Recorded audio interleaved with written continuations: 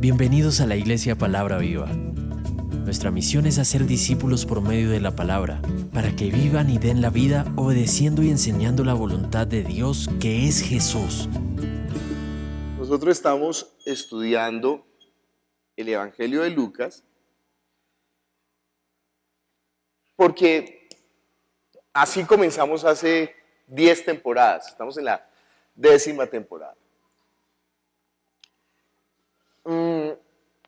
Nosotros deberíamos de tener la capacidad de poder predicar el Evangelio desde cualquier parte de la Biblia. Esta mañana me estaba imaginando yo un seminario en que nosotros cogiéramos la Biblia y alguien la abriera al azar. Entonces dijera, Primera de Reyes 16. Y entonces, listo, leamos y busquemos a Jesús ahí. Y prediquemos el Evangelio desde cualquier parte. Y deberíamos de tener la capacidad de poder hacerlo, ¿sí? Entonces desde acá. Porque lo que dice la Biblia es que toda la Escritura está hablando de Jesús. Entonces, cuando alguna persona dice, por ejemplo, no, es que yo quiero comenzar desde Lucas capítulo 1, no se complique la vida. Porque no existe, desafortunadamente, porque yo creo que de lo más poderoso que nosotros hemos podido producir aquí en la iglesia es este taller de capacitación ministerial. Desafortunadamente no tenemos desde la clase 1 que hicimos. Hay un registro de Mari que hizo las memorias. ¿Tú tienes memorias de qué clase a qué clase? ¿Te acuerdas? Eso es historia patria, sí, claro. Pero existe y hemos grabado también desde hace un tiempo, pero no existe todo. Entonces, pero lo que hemos ido recopilando, yo les envié un manuscrito, no sé si Betty se lo repartió a todos, donde está ahí, digamos, unos principios de la predicación. Hace poquito le añadimos lo de los vagones, que no estaba lo de los vagones, cómo hacer las divisiones. Y ya Betty tiene, si quiere, pídale a Betty ese material, que ya lo tiene inclusive actualizado. Entonces, lo hemos ido produciendo, hay más. Si uno revisara todas las clases, realmente hay mucho más, porque hemos hecho análisis desde los personajes, desde los lugares geográficos, desde los adjetivos, desde los sustantivos, desde los verbos, desde el heterotexto, desde el pretexto, desde el texto, desde el posttexto, desde el texto derivado. Bueno, hemos generado un lenguaje propio de este estudio, por ejemplo, pero todo eso hemos procurado hacerlo desde la palabra con el método de Jesús. O sea, cómo Jesús escudriñó las Escrituras y nosotros tenemos un refuerzo de eso. Cómo Pablo, Juan, Santiago, ¿quién más hay? Pedro, Juan, Santiago, hicieron las cartas, digamos, apostólicas y el autor de Hebreos, no sabemos quién es, hicieron esa exégesis. Exégesis significa el acercamiento a las Escrituras para poder entenderlas. Y además, ahí tenemos el ejemplo cómo hicieron la hermenéutica. La hermenéutica es cómo enseñaron ellos. Cuando yo estaba en Costa Rica, una persona me dijo, pero ¿usted qué viene a hablar? Porque estábamos hablando de alguien que se desbordaba de las Escrituras. Dijo, ¿usted qué viene a hablar? Es increíble porque los hijos resultan regañando a los papás, ¿no? ¿Usted qué viene a hablar? Si en la Biblia no habla de exégesis y hermenéutica, y dije, no, pues obviamente que no, esas son palabras de la academia. Sin embargo, yo entiendo su ignorancia, usted sabe que yo soy malo, y le dije, y si no sabe, la palabra exégesis está en la Biblia. Mire conmigo un momento, Juan capítulo 1, versículo. Y lástima que no tengamos a mano todas las herramientas. Ya le he dicho que si tiene el eWord en su computador o si no, descárguelo. Creo que en la página de la iglesia está para descargar. Y si no, puede aquí adquirir un CD que tiene un poco de versiones. Y bueno, ahí está todo, casi todo. Pero mire el versículo 18. Leamos Juan 1:18. Todavía no es la clase, ¿no? Solamente es la Juan 1:18 en diferentes versiones. A Dios nadie lo ha visto nunca. El Hijo unigénito que es Dios y que vive en unión íntima con el Padre, nos lo ha dado a conocer. Nos lo ha dado a conocer. ¿Alguien tiene otra versión donde no diga conocer, donde diga otra palabra? Pau. Gracias. Nadie ha visto jamás a Dios, pero el único que es Dios está íntimamente ligado al Padre. Él nos ha revelado a Dios. Revelado, nos ha revelado a Dios. ¿Otra versión? A Dios nadie lo ha visto nunca, pero el Hijo único, que es Dios mismo y siempre está en unión con el Padre, nos ha enseñado cómo es para que así lo podamos conocer. Qué bien. ¿Otra versión? Vicky. A Dios nadie le ha visto jamás. El Hijo único que está en el seno del Padre, Él lo ha contado. Él lo ha contado. Lo ha contado. ¿Otra? Muy bueno, cada versión. ¿Otra? Constanza. Sí, esa Constanza. La mejor amiga de mi hermana en la adolescencia se llamaba Constanza. Nosotros vivíamos en el barrio Santa Fe, cuando el barrio Santa Fe no era rojo, sino verde. Y ella tenía una panadería que se llamaba la Panadería Vienesa. Ella se llamaba Constanza. Entonces voy a acordarme de Constanza. Constanza.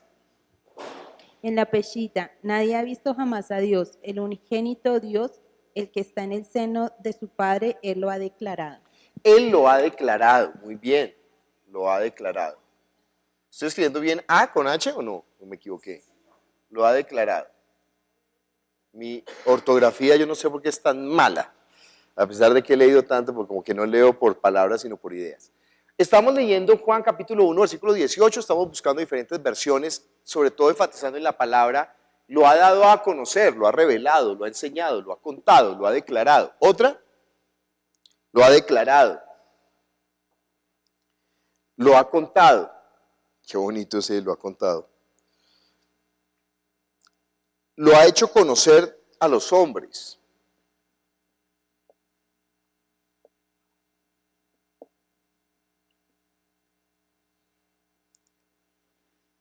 Lo reveló. He's declaring him. Lo ha declarado. No lo ha dado a conocer.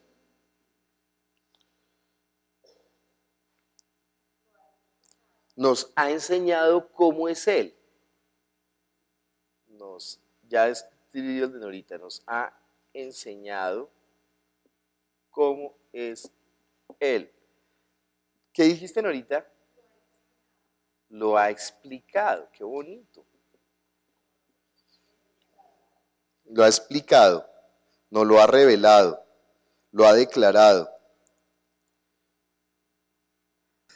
Esa palabra en griego es exegesis.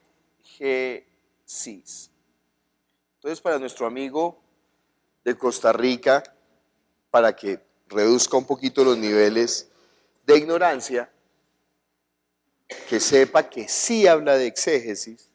Conocer, revelar, enseñar, contar, declarar, mostrar, hecho conocer, enseñado cómo es Él, explicado. ¿Sí? Es acercarlo. Eso es exégesis. Pero es que el versículo es muy bueno, porque el versículo nos habla por qué el Hijo nos lo puede dar a conocer. ¿Por qué no lo puede dar a conocer? ¿Por qué Él lo puede dar a conocer? ¿Quién levanta la mano y me contesta? Porque tengo dos oídos. Dice Esteban, que no le dejamos casi hablar nunca porque siempre quiere hablar. No, nunca te vas a restringir. ¿Alguna vez? ¿Por qué, Esteban? Porque Él es el único que lo conoce. Él viene de parte de Él, o sea... Viene de Él, es el único que lo conoce. ¿Quién más dice? ¿Por qué? ¿Por qué? ¿Por qué el Hijo es el que puede hacer la exégesis del Padre o explicarlo? ¿Por qué? ¿Por qué? ¿Quién más dice algo? Con Constanza. Que Él le ha dado la autoridad por ser el Hijo. ¿Ahí dice eso? No. No, en ese versículo lo dice. Lucerito de plata. Porque Él es el mismo Dios. Él es el mismo Dios, muy bien. Él ha estado con él. Él, Blanquita, micrófono para Blanquis.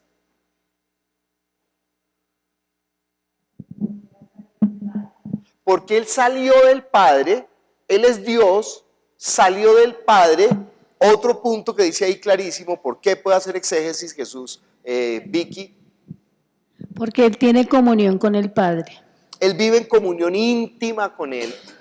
Esos son los tres elementos por los cuales Jesús, y como dice Esteban, es el único. ¿Por qué? Porque es Dios, porque salió del Padre y porque Él tiene comunión íntima con Él. Si Él no hubiera salido del Padre, no puede. ¿Qué es lo que usted deja salir de usted para revelar lo que hay en su interior? Ustedes saben, ¿no? Hay gente que ni siquiera, que no necesita hablar. De una se le nota todo lo que, ¿sí? ¿Por qué? ¿Por qué se le nota de una sin hablar? ¿Por qué, Ludi? Micrófono para Ludi. ¿Por qué a una persona se le nota lo que está pensando sin que siquiera hable? ¿Por qué será? ¿Qué hace la persona? La forma como actúa, como se presenta, su gesticulación, su lenguaje no verbal, ¿sí? Uno sabe cuando una persona está aburrida, la persona se cierra. Es más, dicen que muchas de las enfermedades son revelación de lo que está pasando en nuestro interior, por qué le está pasando, ¿sí? Entonces una persona que tiene problemas en el túnel del carpio, está cansada del trabajo, no quiere trabajar más, ¿sí? Una persona que tiene problemas en su colon, entonces son problemas familiares, está ahí con una opresión familiar y entonces sí, porque son sus entrañas. Entonces cada con la espalda, entonces es porque tiene un pecado, una culpa que le está matando. Oiga, ¿usted todavía tiene culpa? Jesús pagó por nuestros pecados. Si una persona está en Cristo, ninguna condenación hay para los que están en Cristo Jesús. Ninguna, aunque usted la embarre. Si la embarra, vaya a Cristo, perdóname, ya la culpa, ya no hay ninguna condenación para los que están en Cristo Jesús. Entonces sí, ese lenguaje, Jesús, ¿con qué expresamos nosotros el lenguaje no verbal? Con el cuerpo, o sea, con la forma. Jesús es la forma de Dios, que nos manifestó. De Jesús no solamente, de Jesús está hablando en primer lugar su acción, su vida, cómo se expresó. Por eso toca al leproso, por eso se acerca, por eso llora, por eso se pone feliz, por eso se enoja. Pero además del lenguaje no verbal de Jesús, del cual la Biblia habla mucho, está el lenguaje explícito. Y Él nos lo dio a conocer, ¿sí? No nos habló en lenguaje espiritual. Cuando uno habla en lenguaje espiritual, ¿qué dije? No se sabe. Solamente el Espíritu lo sabe y solamente el Padre lo sabe. Pero como Él nos habló en el lenguaje nuestro, Él nos lo dio a conocer. Él es Dios, salió de Él y está en comunión y vive en comunión íntima con Él. Él es el que hace la exégesis. Yo sé que no está conectado mi amigo de Costa Rica, me da lástima, pero le pegaré el varillazo por Facebook y se lo enviaré, lo marcaré, ¿sí?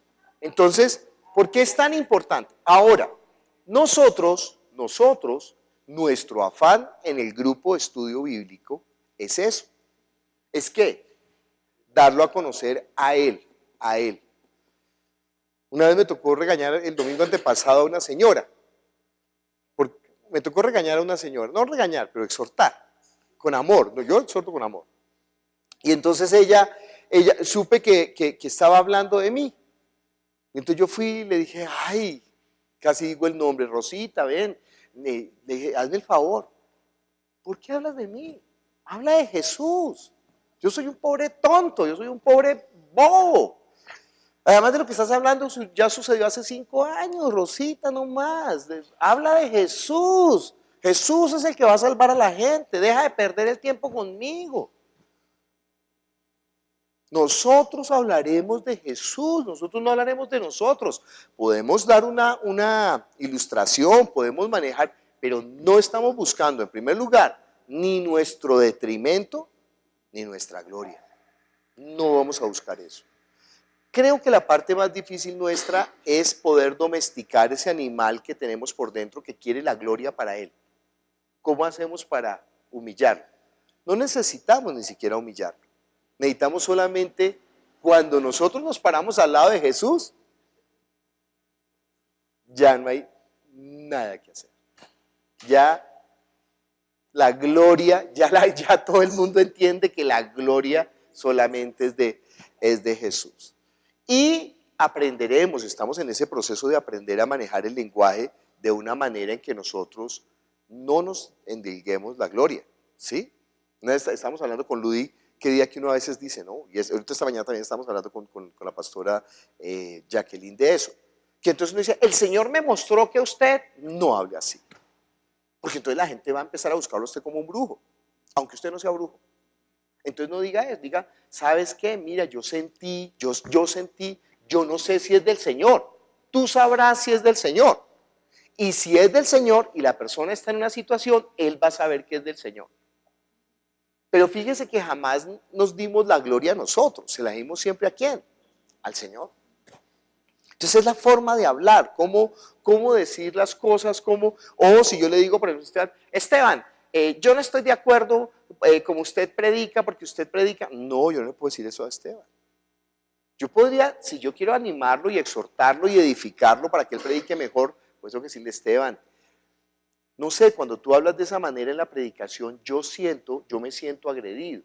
No sé si es por mi bobada, por mi sensibilidad, pero me siento agredido. Y bueno, yo no soy el único sensible, creo que hay más gente sensible, entonces de pronto mejoraría si tú no dices de esa manera, sino dices de otra manera, ¿sí? Y eso va a servir para que la predicación y Esteban no se va a sentir agredido, porque yo no le estoy colocando la carga sobre Esteban, sino la estoy colocando sobre quién, sobre mí, que el bobo soy yo, ¿sí? Y seguramente siempre el bobo es uno, no es el otro. Entonces bueno, estamos hablando exégesis de Jesús, que está en Juan capítulo 1, versículo 18, y le voy a mandar el versículo en griego, además, para que no me moleste. Muy bien, estamos en Lucas. Yo tengo que resolver las peleas, no me puedo quedar con las peleas ahí en el hígado. Estamos en Lucas capítulo 17, versículos 20 al 37. Ya pasamos por ese. Ya pasamos por eso. Entonces vamos con el 18, 1 al 7. Dice, también le refirió Jesús una parábola sobre la necesidad de orar siempre y no desmayar, diciendo, había en una ciudad un juez que ni temía a Dios ni respetaba al hombre. Había también en aquella ciudad una viuda, la cual venía a él diciendo, hazme justicia de mi adversario, y él no quiso por algún tiempo. Pero después de esto dijo dentro de sí, aunque ni temo a Dios, ni tengo respeto a hombre, sin embargo, porque esta viuda me es molesta, le haré justicia, no sea que viniendo de continuo me agote la paciencia. Y dijo el Señor, oíd lo que dijo el juez injusto. ¿Acaso Dios no hará justicia a sus escogidos que claman a él día y noche? ¿Se tardará en responderles? Os digo que pronto les hará justicia, pero cuando venga el Hijo del Hombre, hallará fe en la tierra. Vamos a orar. Padre Celestial, nosotros te damos gracias por tu palabra que es la verdad, tu palabra es verdad, y nosotros estamos aquí reunidos en tu nombre anhelando conocer todas las cosas que vienen de ti. Necesitamos tener la revelación tuya, Padre, porque ¿a quién nosotros iremos? Tú eres el que nos ha dado a conocer toda la verdad del Padre. Ayúdanos, Jesús, revélate con poder, obra con poder. Y gracias por este tiempo precioso. En el nombre de Jesús te damos gracias. Amén. Yo les conté del otro señor con el que estoy peleando, que es un judío. Que él es judío erudito, 8 maestrías, 8 doctorados o 7 doctorados. Bueno, y él escribió un libro, y yo lo iba a traer, pero cuando leí el libro, que es el tercer libro del que estoy leyendo, decidí que no, porque me di cuenta que no era juicioso en la academia. O sea, que él está completamente sesgado, o sea, parcializado, y en esa parcialización de la cual creo que él es consciente, no es capaz de mirar las escrituras con objetividad. Uno puede estar engañado de buena fe, y eso está bien, pero cuando uno está engañado de mala fe, o sea que uno sabe que está engañado y repite ese engaño para una intención, Ahí es donde está el problema. Ese es el problema. Cuando uno sabe que está mintiendo a conciencia, ¿sí? Entonces, ay, mire conmigo un momento. Tito. No, es que es impresionante.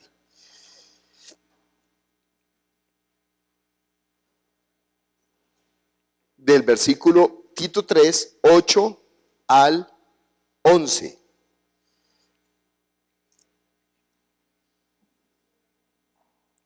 Yo no sé por qué todavía hay gente en Palabra Viva que se desvía de la palabra después de todo el palo que damos, que no se desvíe de la palabra. No es tan eficiente la enseñanza. Mari, por favor. Tito 3, inclusive si hay otra versión buenísimo. Tito 3, 3 del 8 al 11. Palabra fiel es esta, y en estas cosas quiero que insistas con firmeza para que los que creen en Dios procuren ocuparse en buenas obras. Estas cosas son buenas y útiles a los hombres, pero evita las discusiones necias, genealogías y contenciones y discusiones acerca de la ley, porque son vanas y sin provecho. Al hombre que cause divisiones, después de una y otra amonestación, deséchalo, sabiendo que el tal se ha pervertido y peca y está condenado por su propio juicio. Y es una palabra demasiado dura. La palabra donde dice divisiones en el griego es secta. O sea, la persona que causa una secta. Y está causando una secta por sus propias tonterías, por sus propias elucubraciones, pensamientos, manipulaciones. ¿Sí? Y dice que por su propio juicio, está condenado por su propio juicio, ni siquiera es el Señor el que lo condena, sino que él mismo se condena a sí mismo porque se aparta de la gracia y vuelve a la ley, cae en la ley, cae en estas cuestiones de discusiones, de contenciones, de genealogías, cuestiones necias, ¿sí? Entonces a mí me impacta, por ejemplo, saber gente que ha tomado el seminario y que ha estado con nosotros un tiempo y que termina yéndose detrás de los mesiánicos. Digo, qué gente tan estúpida, perdón la palabra. O gente que vuelve a la religiosidad sin vida. Dice, no, eso no es posible, ¿sí? Vuelven y le dan besos a las imágenes y van y tocan la estrella de plata y se sienten. Y yo digo, pero ¿qué pasó? Además no es gente que sea escasa de conocimiento, sino gente que tiene, o gente que se va detrás del lucro, o gente que se va detrás de la vanidad personal, o gente que se va detrás de una persona que quiero tanto, y me dijo, no, es que ahora me voy a dedicar a estudiar filología, porque me di cuenta que el Evangelio de Juan no es verdad. Casi me pongo a llorar cuando me dijo eso. Porque era una persona demasiado querida, demasiado cercana, y yo, pero esta persona tan absurda. O sea, ¿cómo no entendemos que ya la máxima revelación, conocimiento, revelación, declaración, que nos pueda mostrar, enseñar, explicar, o la exégesis, es Jesús? ¿Cómo vamos a volver atrás? ¿Cómo vamos a volver atrás? ¿Cómo una persona se va a apartar de la fe?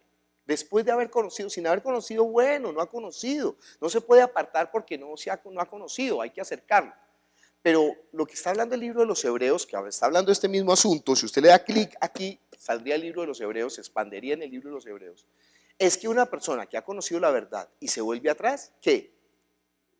Ya no hay lugar al arrepentimiento. Le hubiera sido mejor no haber conocido el camino de la verdad que volverse atrás del santo mandamiento. O sea, es una cosa tenebrosa, es una cosa que asusta. Mientras no conozca, perfecto. Pero conociendo y apartándose, wow. Entonces, bueno, ahora sí, estamos en Lucas capítulo 18, parábola de la viuda y el juez injusto. ¿Qué dice Marini? Pastor, yo sí quiero compartirle, nosotros estamos recibiendo una capacitación para llevar adelante los grupos de estudio. Sí. Eso es claro o debería ser claro para todo el mundo. Pero estoy enfrentando una situación en uno de los grupos míos y he llegado a la conclusión de que a la gente que llega a un grupo viniendo de otra iglesia o de otra congregación o como se llame, le queda muy difícil desaprender ese mal aprendizaje que traen. Entonces, la mayoría de las veces yo hago una advertencia. Aquí no nos la sabemos todas, es decir, miremos la Biblia. Y con una persona específicamente tengo la situación donde Hay que parar el estudio porque definitivamente después de haberle explicado 76.482 veces, no ha entendido. Entonces, normalmente le digo yo a la gente, y esto lo comparto como experiencia vívida, ¿por qué? Porque muchos de los que están aquí sentados seguramente se han enfrentado a esas situaciones y no saben cómo resolverlas. Entonces, normalmente le digo yo a la gente, perdón, debí haber explicado mal, debí haber dicho mal, debí haber utilizado el lenguaje. Por eso es que predico que no hablemos cristianés, porque hay gente que no sabe lo que es glorificar a Dios. Hay gente que no sabe lo que significa la honra. Hay gente que no ha entendido qué significa la bendición, como la explicó usted el domingo, que lleva explicándola 13 años. ¿De acuerdo? Esto no es cepillo, aclaro. No, sí. Entonces, nosotros todos los que administramos grupos de estudio nos enfrentamos a ese tipo de situaciones. Tengo una cristiana aquí al ladito mío que abrió un grupo en Engativá con cuchas netamente católicas. Qué bien. Y le ha ido como un tenaz. Ella no cuenta, pero yo sí he hecho el chisme. Le ha ido muy bien. ¿Por qué? Porque ella ha capturado la información que realmente vale de la Biblia, no toda la carreta que se habla en un estudio bíblico. Entonces, esto para que todos sepamos que siempre vamos a estar enfrentados a gente, particularmente aquella que trae una mala enseñanza. Sí. Entonces, si yo enseño mal, la gente aprende mal. Y por eso es que el cristianismo está embarrado como está embarrado. Yo creo que uno de los lugares en donde uno hace realmente el curso de pastorado, hay dos lugares, los cuales yo respeto absolutamente mucho.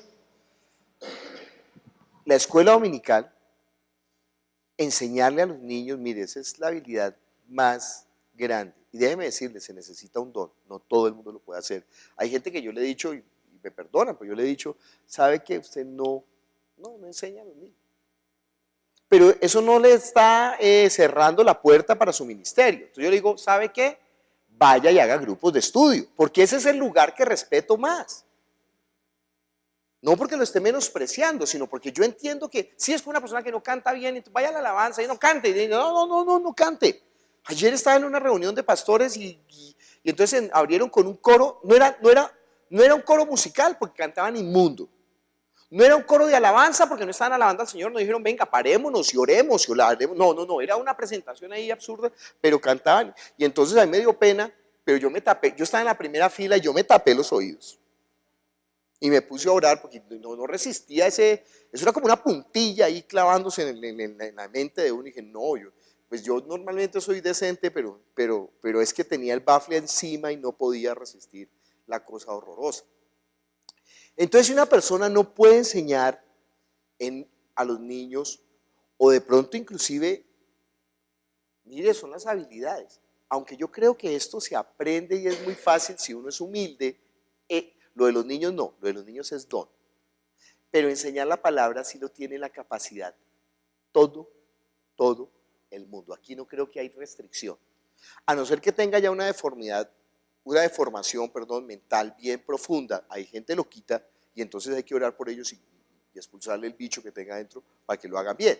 Pero hay gente que sí, hay gente que no puede porque tiene un problema mental, ¿sí? Entonces, pero si supera el problema mental, pueden predicar la palabra sin problema. ¿Cómo aprender a hacerlo? Entonces, estábamos hablando esta mañana con la pastora Rocío y con la pastora Jacqueline. Ellas están organizando el retiro de mujeres, a las cuales les conmino a que vayan porque va a ser muy bueno.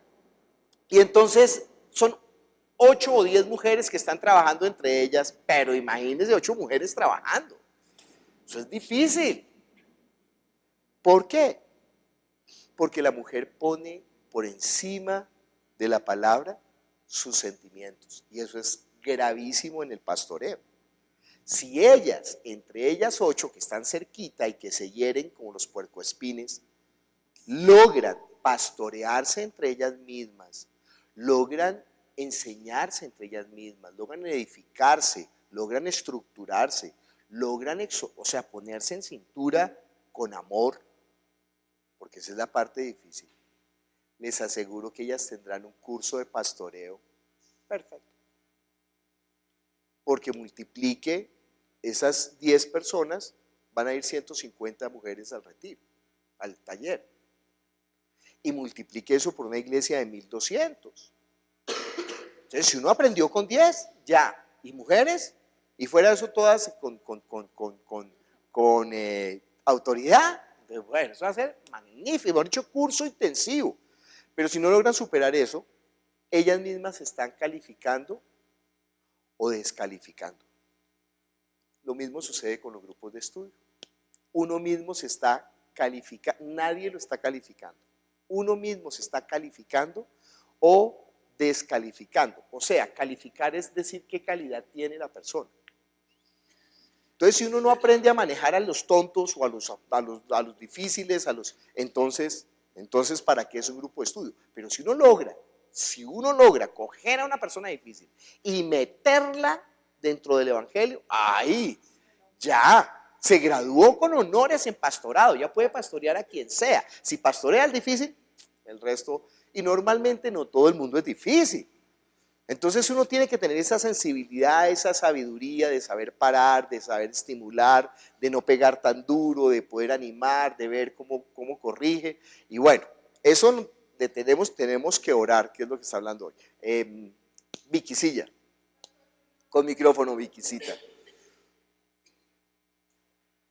he dado cuenta en mi pequeña Jerusalén que si me les meto a todos como un ganado, cogen y me atropellan. Sí. Y me pasó la última vez.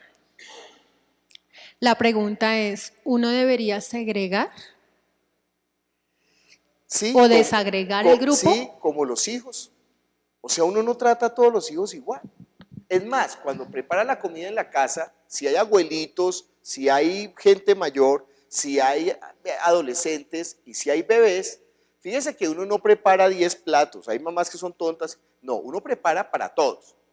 Pero sabe a quién le da qué y cómo prepara para todos sabiendo cómo. Entonces, bueno, para los bebés vamos a hacer una papilla de una poteca de auyama. Entonces, dentro del sancocho con cerdo y mete la auyama.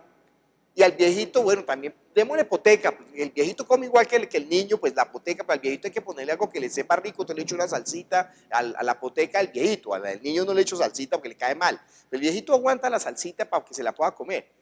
Pero el adolescente necesita proteína, entonces le pongo un pedazo de cerdo con buena grasa para que, no importa, él no se va a engordar ni le va a caer pesado porque es adolescente y se la traga.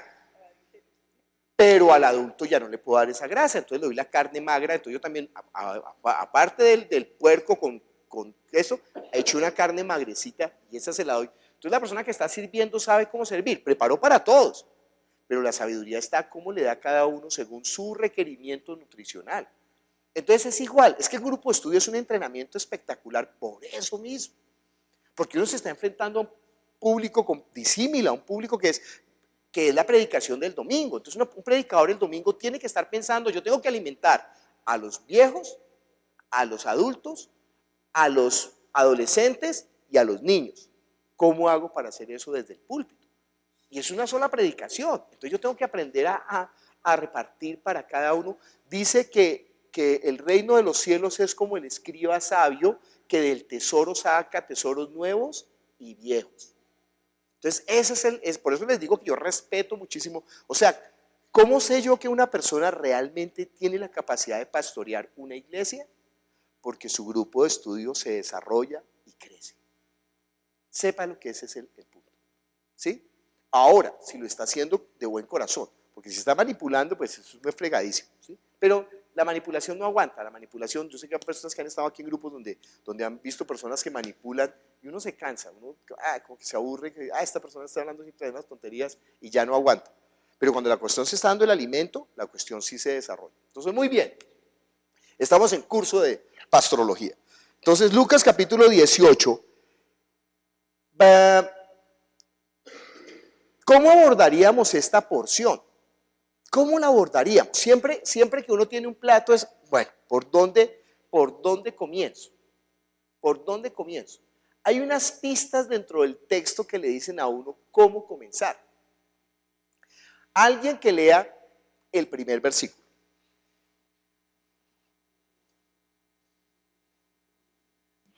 Jesús, en una versión actual, por favor, si tiene. Esta es nueva versión internacional. Perfecto, Elena. Jesús les contó a sus discípulos una parábola para mostrarles que debían orar siempre sin desanimarse. Qué traducción tan mala.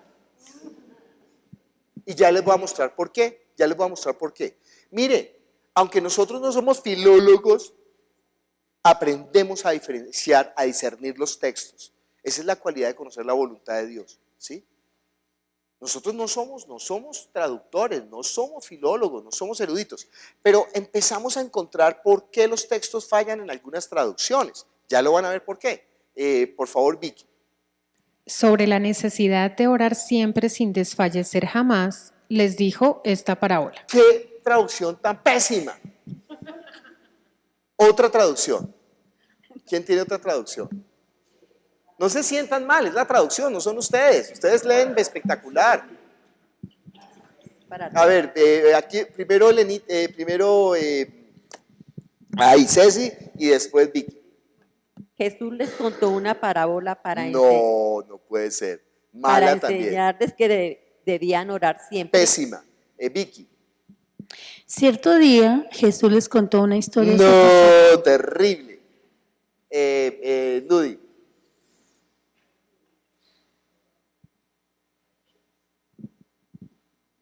Y les dijo también una Buena parábola. traducción. ¿Qué es lo que está haciendo falta? Otra traducción, Pau.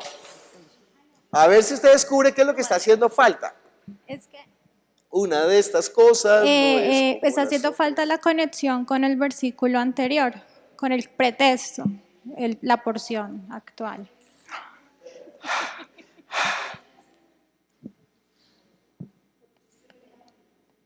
Pau no es filóloga, Pau no es traductora al griego, pero se dio cuenta, ya uno sabe, oiga, está perdiendo algo sustantivo, algo importante, algo que es súper vital en esto que hemos aprendido de llevar el estudio sistemático de la Biblia. Y es que falta el conector. Ojo, hay un pretexto importantísimo aquí. Y sin ese pretexto, este texto no se va a entender. Entonces fíjense que, pero mire, los que están haciendo estas traducciones no son tontos, son eruditos. Pero no entienden cómo es la dinámica de la palabra de Dios. Y ellos realmente lo que pasa es que la mayoría de las traducciones, les voy a contar un secreto, la mayoría de las traducciones no van a los textos más antiguos que existen, a los paleógrafos. Paleógrafos son los textos más antiguos. Sí hay una conexión de textos para hacer una traducción, pero realmente poca gente sabe griego, poca gente, además que ustedes vieran esos textos son inmundos, porque fueran escritos con letra linda, pero eso es peor que la mía. Entonces para poder leer eso es dificilísimo, esos manuscritos paleográficos, ¿sí? Entonces ellos lo que hacen es que recurren a traducciones ya antiguas y comparan y miran un poquito el griego, pero no están yendo. Pero como cogen los títulos, y como Reina Valera está ahí en títulos, Reina Valera es una buena traducción. Por favor, leamos en Reina Valera.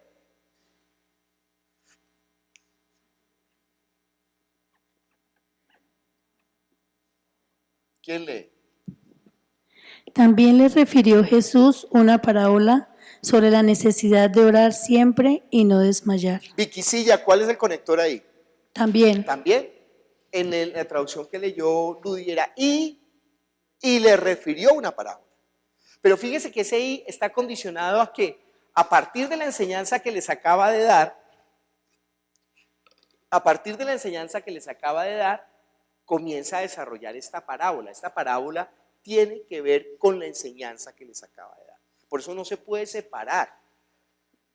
También, dice en Reina Valera, me parece que lo dice mejor en la versión que nos leyó Luis. Y le refirió una parábola. No sé si hay otra traducción donde esté ese conector.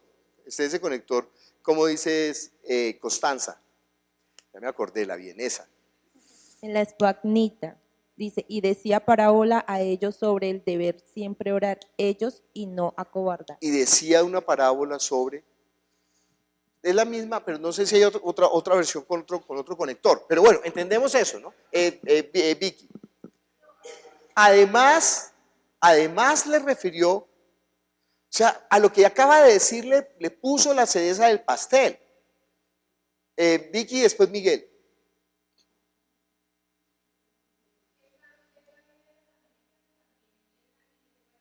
Y le refirió a una parábola en la Biblia de las Américas. Miguel, con micrófono.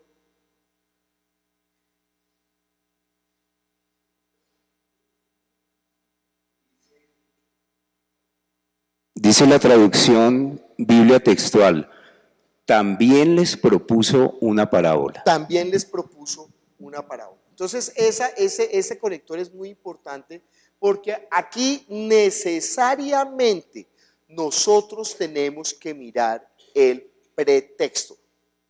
¿Sí? Para los que no han estado en otras clases y entonces de pronto necesitamos hacer otra vez la aclaración. Nosotros partimos siempre en la Biblia de un texto, que es Lucas 18, 1 al 8. Ese es el texto.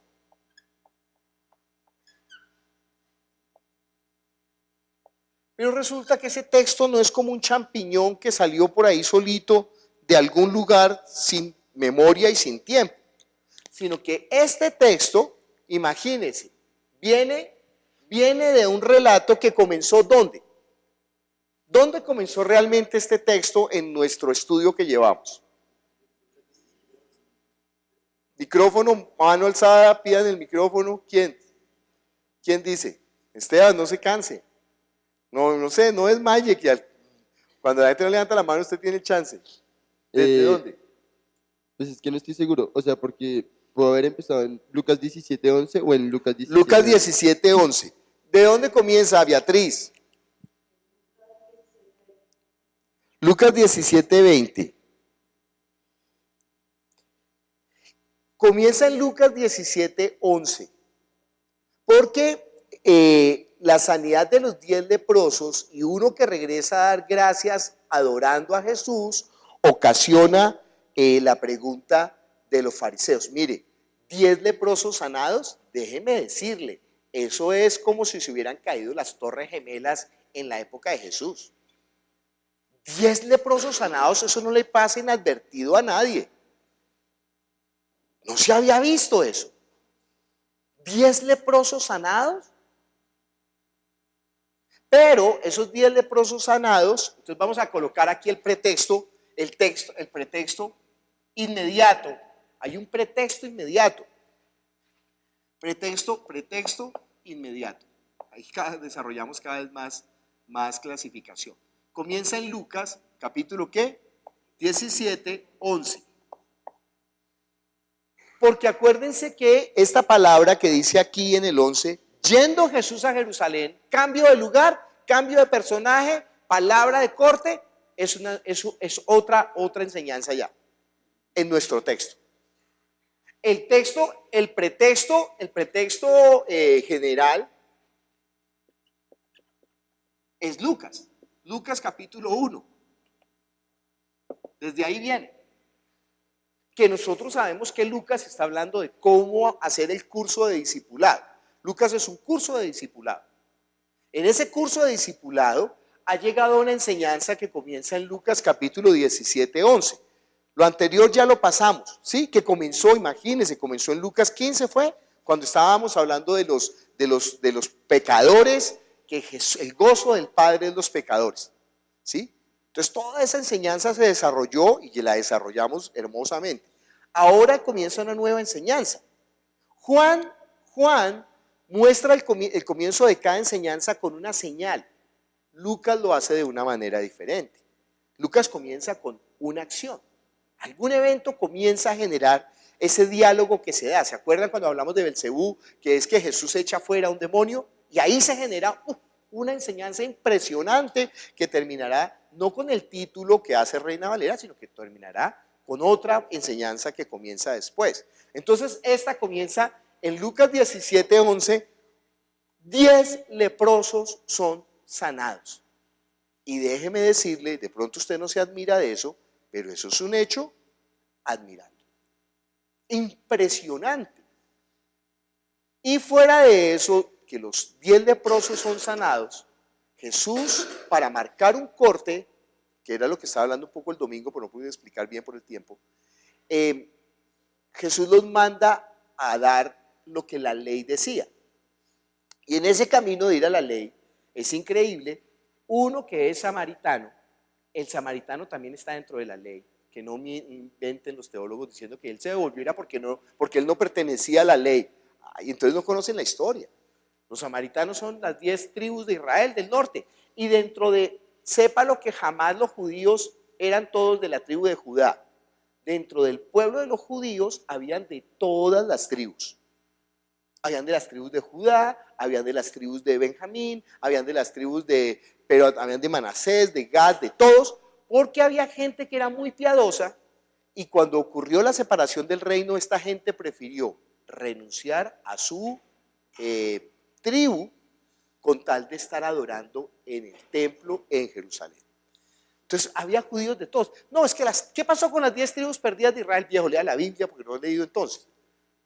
Muchos se quedaron ahí adorando en el templo, porque sabían dónde era que había que adorar, ¿sí? Entonces, bueno, de estos 10, uno regresa, que es samaritano, y cuando regresa, comete un acto que para los judíos es inconcebible.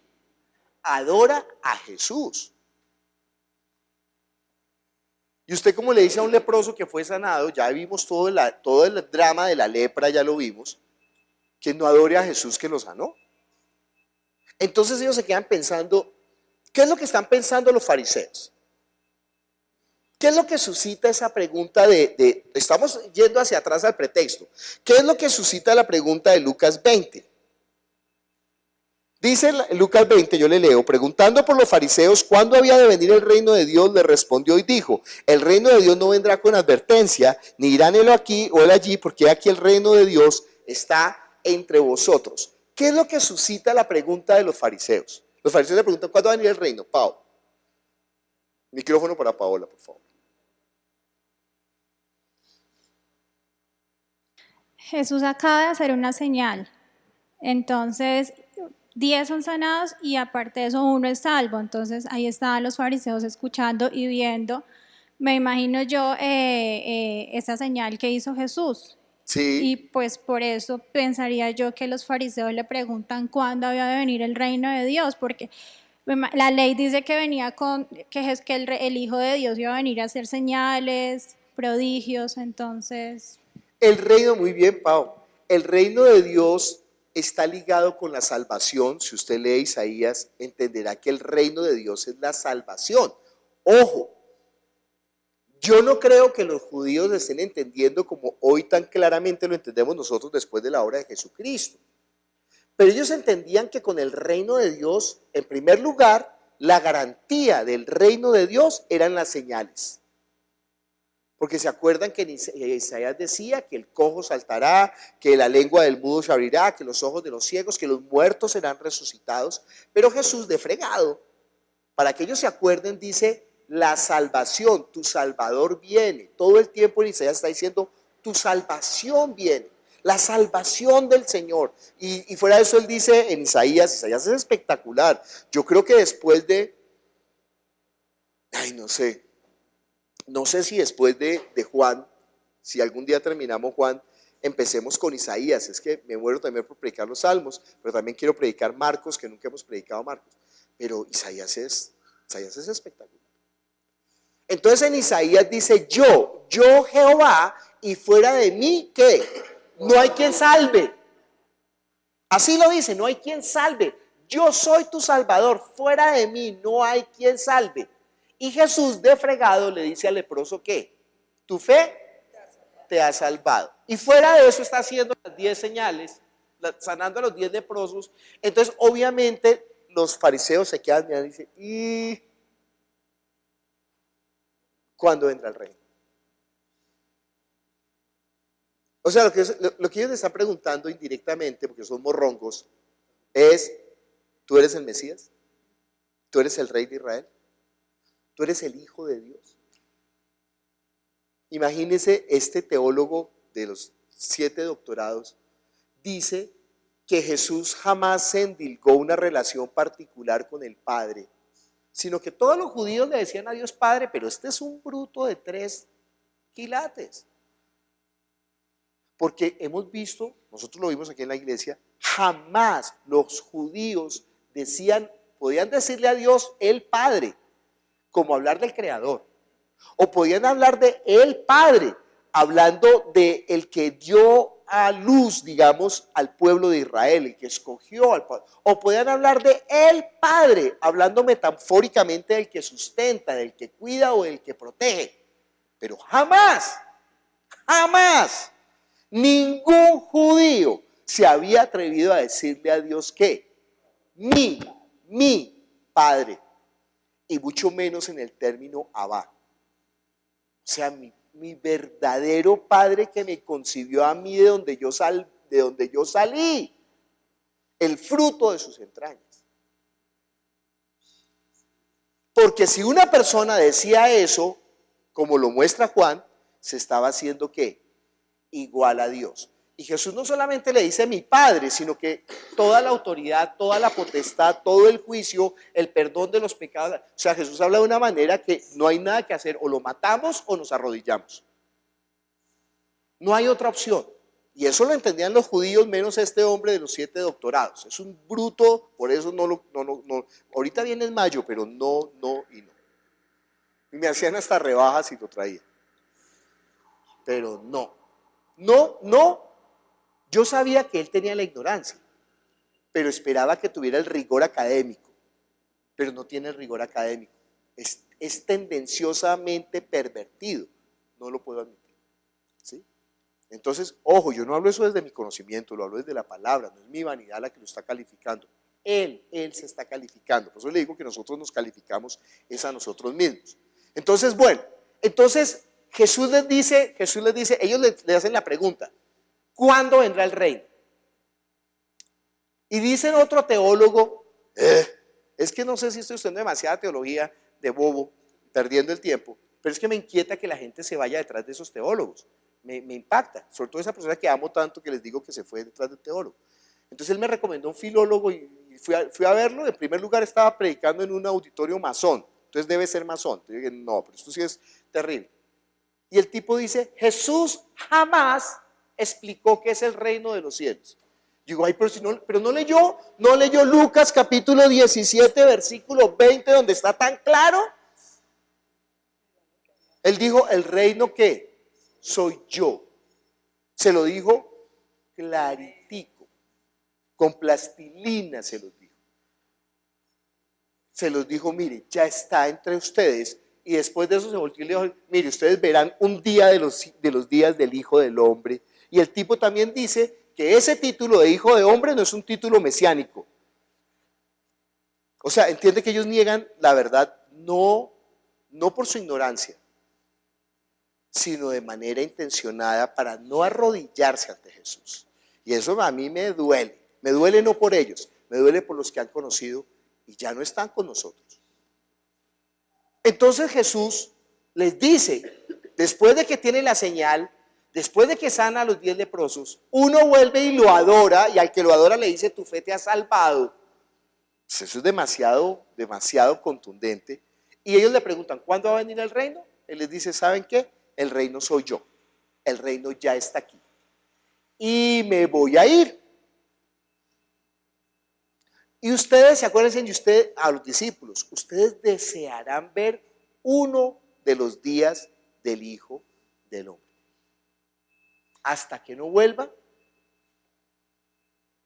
Sin embargo, si uno lee otras porciones, no los voy a dejar huérfanos, no los voy a dejar solos, pero no voy a estar con ustedes, aunque estaré con ustedes, pero no voy a estar con ustedes.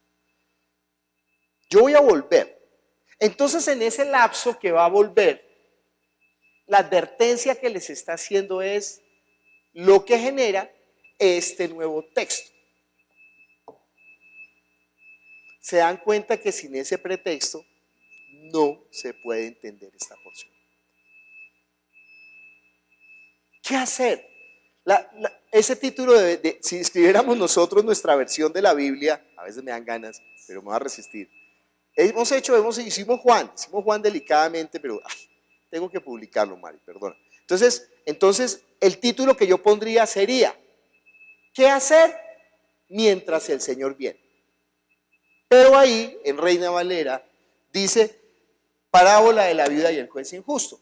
O en otros dice, Jesús enseña a orar.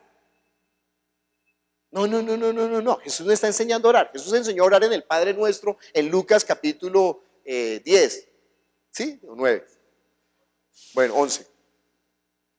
Pero aquí no está enseñando a orar. Aquí les está enseñando, oiga, mientras yo vuelvo, no descuiden esto. Esto es lo más importante hacer mientras yo regreso. ¿Qué hacemos mientras tú regresas? Vea, hagan esto. Entonces fíjense cómo está terminando la porción del capítulo 20 hasta el 37. Acordaos de la mujer de Lot, todo el que procure salvar su vida la perderá, y todo el que pierda la salvará. Os digo que en aquella noche estarán dos en una cama, el uno será tomado, el otro será dejado. Dos mujeres estarán moliendo juntas, la una será tomada, la otra dejada. Dos estarán en el campo, el uno será tomado y el otro dejado. Y respondiendo le dijeron, ¿dónde, Señor? Y él les hace una advertencia que yo no sé si ellos la van a entender, pero nosotros la entendemos. Donde estuviera el cuerpo, dice en otro evangelio, muerto, y el cuerpo muerto es la iglesia apóstata. Porque tiene antes de que venga el Señor, esa es una señal inequívoca, que como lo dice Tesalonicenses, de la venida del Señor es que la apostasía. Esta mañana en la oración de madrugada, con Beatriz que vino en la oración de madrugada, no sé por qué Miguel y Vicky no vinieron, que ellos vienen juiciosos, estábamos leyendo Proverbios y habla de la mujer prostituta. Y si uno se queda solamente en el primer nivel, entonces, cuidado, no se meta con esa vieja malvada del barrio que no está hablando de eso realmente. Está hablando desde la iglesia apóstata. Lea en la casa de Proverbios capítulo desde el 5. Y mire cómo esa mujer malvada seduce al alma inconstante con la dulzura de sus palabras, cazando su alma y haciendo que se pierda. Es hermosísimo verlo desde esa perspectiva. Por eso yo les recomiendo, cuando predique el evangelio, por favor, no sea tan lisonjero, no sea tan seductor, no sea tan libidinoso. Hay gente que sí, hay gente que esa es la costumbre y se acerca a uno y los alumnos no come más. Por eso le decía a María Magdalena, suéltame, ¿sí? Pero uno también, bueno, en la vida personal pues hasta eso se admite. Ya es incómodo, pero se admite. Pero en la predicación no. En la predicación hemos de tratar de ser muy profesionales en la predicación. O sea, no tratar de seducir a la gente para que nos sigan a nosotros. Jesús no lo hace. Jesús antes es demasiado fregado, duro. No es duro e implacable, sino duro de cierto, duro de veraz, duro de que le dice, venga viejo, las cosas son como son. ¿Sí? Había que decirse y se dijo. Hay un meme que está ahorita de moda así. Pues Jesús siempre está diciendo las cosas. Jesús siempre está diciendo, o como dijo uno, duélale a quien le duela. Pero toca, ojo, eso es una parte de la ética pastoral. No seduzca a la gente. Porque eso es lo que hace la ramera. Le predica a la gente lo que la gente ¿qué? Quiere oír. Lean en la casa, no podemos leerlo ahorita, Proverbios 5, 6, 7. ¿Cómo es que esa prostituta seduce las almas inconstantes y las caza para que se pierdan? Dice, su camino es camino ¿de qué? De muerte. Y le dice, ve, ¿sabe qué le dice esa mujer? Es impresionante viéndolo desde la perspectiva de la venida del Señor. Mi esposo tarda en venir. Jue madre. Acostémonos y deleitémonos aquí en el lecho. Mira, he preparado perfumes, joyas y aceites. ¿Ven? Él tarda en venir. No hay problema. Es demasiado bueno. Es demasiado bueno. Bueno, Por eso venga la oración de madrugada, porque no sabe lo que se está perdiendo.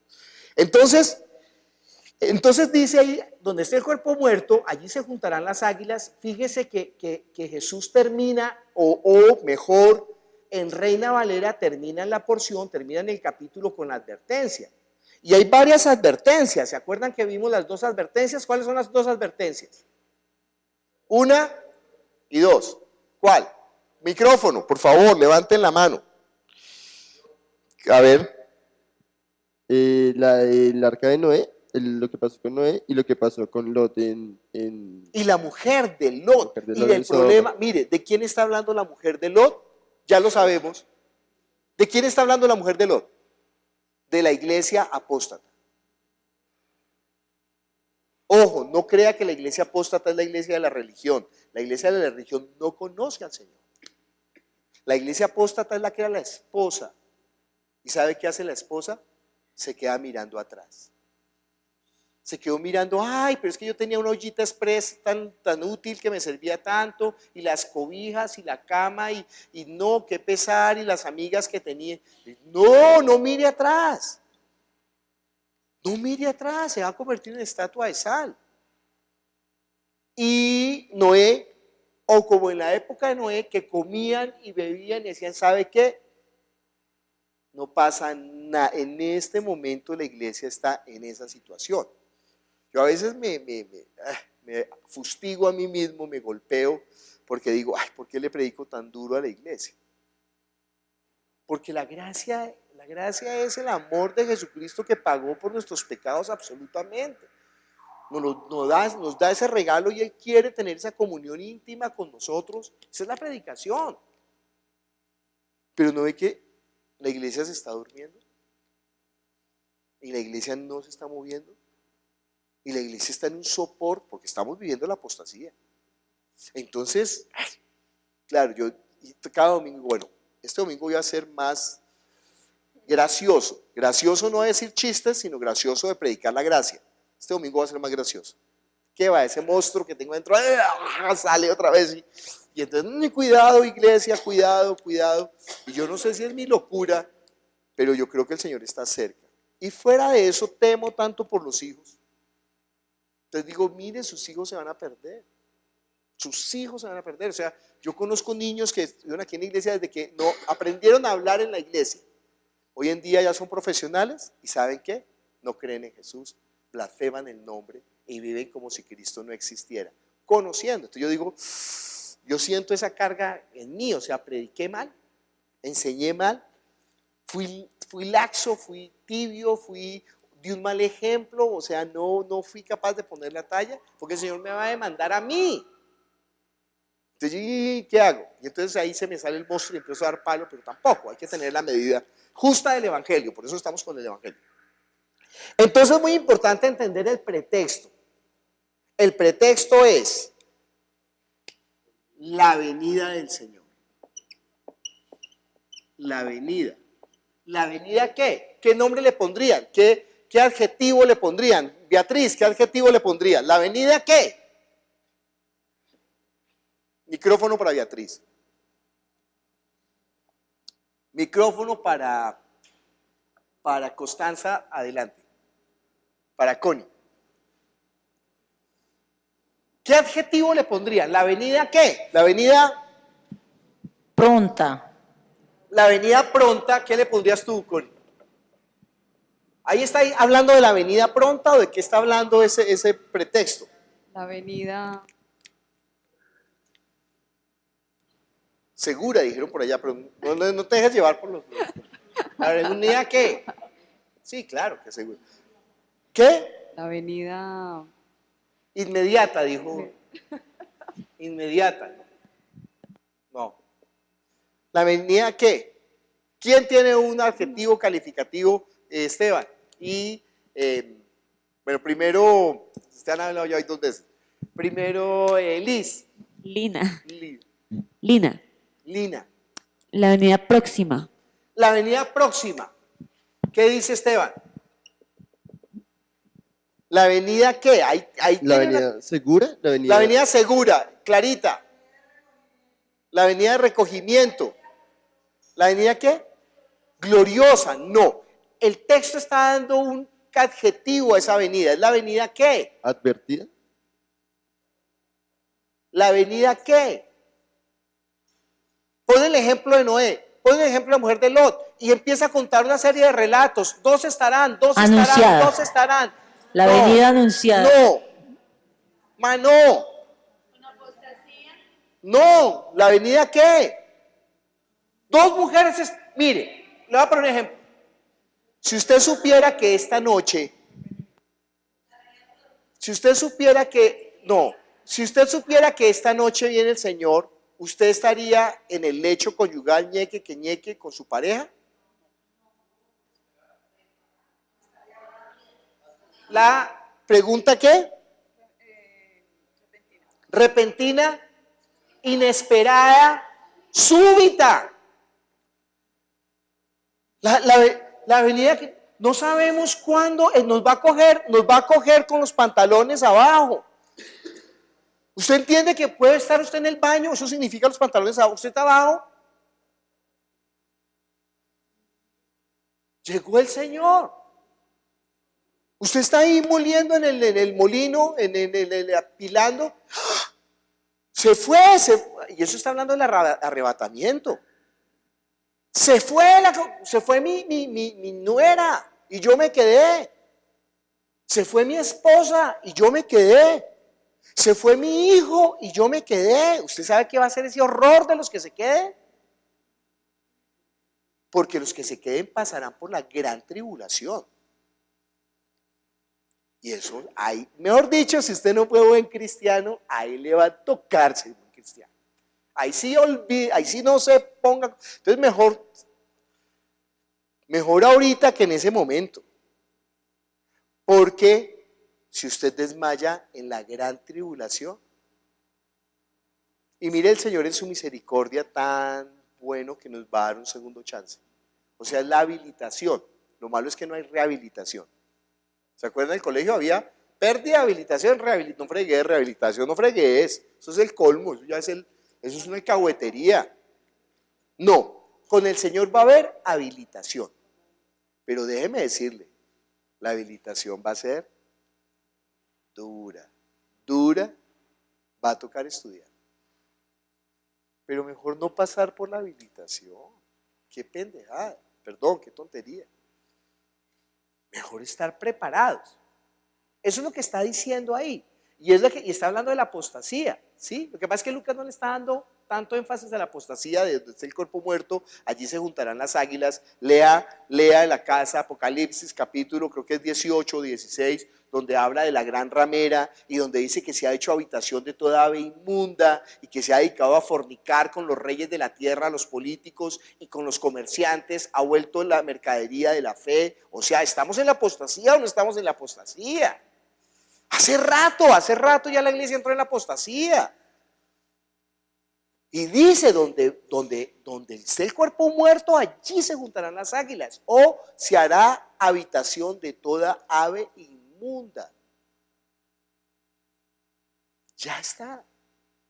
¿Cuánto falta? Lo que pasa es que como somos gusanitos, ¿cuánto falta para que venga, pastora Jacqueline? Voy a borrar todas las tonterías que dijeron. Bueno, es un aporte que quisiera dar. Por favor. Yo tengo 3 pupilos en Nueva York que le estamos enseñando la palabra y anoche precisamente ella me decía de lo triste que es asistir a una iglesia donde no se enseña la palabra y hablamos precisamente de esto, que Jesucristo está tan a las puertas y que se predica no el evangelio sino una mentira. Y ella me comentaba que el pastor no enseña la palabra. Y también ella está en el seminario donde no se enseña la Biblia, sino se enseña los libros de un pastor de Bogotá que él tradujo la Biblia o la interpretó, escribió esos libros y es lo que él envía para que se enseñe en el seminario y la predica los domingos. Y yo le decía, y yo le comentaba pues de este taller y de los domingos, yo le decía que yo salgo tan feliz, tan llena, quisiera que fuera todo el día tan enamorada de la palabra y tan feliz de conocer la verdad. y es lo que yo a ella le enseño, a ellos les enseño, y la confrontación cada día para ella es terrible de ver que va un domingo para recibir palabra y recibe cosas tan extrañas y me hace preguntas de cuáles son los 7 símbolos de la sangre de Jesús, porque son 7 formas que Jesús hace con su sangre y yo, ¿dónde está eso? Lo impresionante es ver, mire, si la situación estuviera linda y feliz, pues bueno, que prediquen, pero estando la situación tan dramática, y yo no sé si usted sabe lo dramática que está la situación, a veces nosotros estamos como en una cápsula, pero vaya y pregúntele a su niño de 8 años qué es lo que están viviendo con sus compañeritos. Sexo desenfrenado, drogas desenfrenadas, maldad desenfrenada. Cosas que nosotros jamás pensamos que llegaran a ocurrir. Se están haciendo entre los chiquitos, y esos son los chiquitos, imagínense los adolescentes, y esos son los adolescentes, imagínense los grandes. A veces yo me entero porque como tengo consejerías, pues yo no salgo, que no sé si uno debería salir, yo creo que no, pero es que se encierra uno como en una burbuja. Pero me acuerdo que una vez vino una niña que era de una mujer ya, 26 años, profesional, se había casado y separado. Y me contó un pedacito de lo que eran las fiestas hoy en día. Yo le dije, ay, por favor, yo me asqué. Le dije, ay, por favor, no me cuente más, no quiero saber. Y esta fiesta eran entre varios, en una piscina, ella con la hermana, pero unas cosas horrorosas, yo decía, pero asqueroso, o sea, yo tuve que pararla, yo soy una persona que más o menos viví, pero no, hasta allá no. Y ay, no, ¿sabe qué? Pare, no me cuente más, no, yo no necesito que me cuente todo eso. Pero después decía, pero ¿de verdad está pasando eso? No, usted no sabe, mire, y eso es una lista de drogas, una lista de sexo, una lista de maldad, y eso es todos con todos y días completos, y mejor dicho, unos bacanales que yo creo que ni en la época romana se vivió tan duro. Pero usted deja que su niño se vaya 3 días con los amiguitos a estudiar, no sé a qué. Usted no sabe lo que está pasando. Pero esto es gente, y esto es entre más chiquitos están siendo más malos. Entonces dice, y en las iglesias están diciendo que pacta y reclama camioneta y dicen, no, friegue. O sea, esto, mejor dicho, curando cáncer con aspirina. Entonces la cosa está dura. Donde está el cuerpo muerto, allí se juntarán las águilas. Y uno ve los pastores entienden y saben, pero el dinero les puede más. Ellos entienden, pero el dinero les puede más. El deseo del dinero, el deseo de la vanagloria, el deseo de los ojos le puede más. Entonces uno dice, ay, pero bueno, este es el pretexto. La venida, ¿qué? Inesperada, repentina y sorpresiva. Y el peligro, súbita. El peligro inminente. ¿Para quién? ¿Para quién? No para el mundo, para la iglesia, para nosotros. Solamente 8 fueron salvos en el arca. La mujer de Lot se quedó, solamente fue Lot y sus 2 hijas. Y les dice, mire, 2 estarán. Y el uno será tomado, sí, yo no sé si viniera el Señor ya. Entonces en el arrebatamiento, ¿cuántos se quedarían acá de nosotros? ¿Sí? Hay un video que muestran y el pastor se queda, eso me gusta. En el video el pastor se queda. ¿Sí? Y Ned Flanders se va. Pero se quedan unos y todos... Y empiezan a llorar, y un novio, y se le va la novia, y el novio se queda llorando, y un papá, y la esposa y los hijos se van, y él se queda llorando, ¿sí? Pues es muy chévere, muy bueno el video, pero porque le hace pensar, no, oiga, de verdad, sí. Pero lo malo es que nosotros decimos, ¿cuándo va a venir el Señor? De verdad podía ser ahorita, o sea, las señales ya están dadas. Entonces podía ser ya, ¿se iría? ¿Se iría usted? ¿Realmente tienen su confianza puesta absolutamente en la obra de Jesucristo en la cruz? Porque usted está pensando, porque es lo que el diablo hace, usted está pensando, yo no me iría porque como le he estado embarrando, ¿se da cuenta que ni siquiera entendimos el Evangelio? Sino que realmente usted depositó su confianza absoluta que Jesús cargó en la cruz con todos nuestros pecados. ¿Sabe lo que hace Satanás? Minar esa confianza por medio de su tontería. Por eso es que él le pone la tontería. El problema no es la tontería. El problema es que usted pierde la fe porque perdió la confianza en él. Entonces Satanás es demasiado. Leamos Romanos capítulo 8, versículo 1 en adelante. Hoy le estoy predicando, hoy no estoy haciendo curso. Pero es que sin entender eso no se entiende el texto. Dios habla hoy. Así pues, ahora no hay ya ninguna condenación para los que están unidos a Cristo Jesús, porque la ley del Espíritu que da vida en Cristo Jesús te ha liberado de la ley del pecado y de la muerte. Porque Dios ha hecho lo que no pudo hacer la ley de Moisés, que era incapaz de hacerlo a causa de la debilidad humana. Dios envió a su Hijo en la misma débil condición del hombre pecador y como sacrificio por el pecado, para de este modo condenar al pecado en la propia debilidad de nuestra condición. Y lo hizo para que podamos cumplir lo que la ley exige, pues ya no vivimos conforme a la naturaleza del hombre pecador, sino conforme al Espíritu. Pregunta, los que están aquí reunidos esta mañana y los que están en internet. Si usted está en internet y la respuesta es sí, marque 1. ¿Cuántos tienen pecado? Levante la mano. ¿Quiénes marcaron en internet 1? Si creen que sí, marque 1. La Biblia dice que no. Que Jesús cargó con todos nuestros pecados.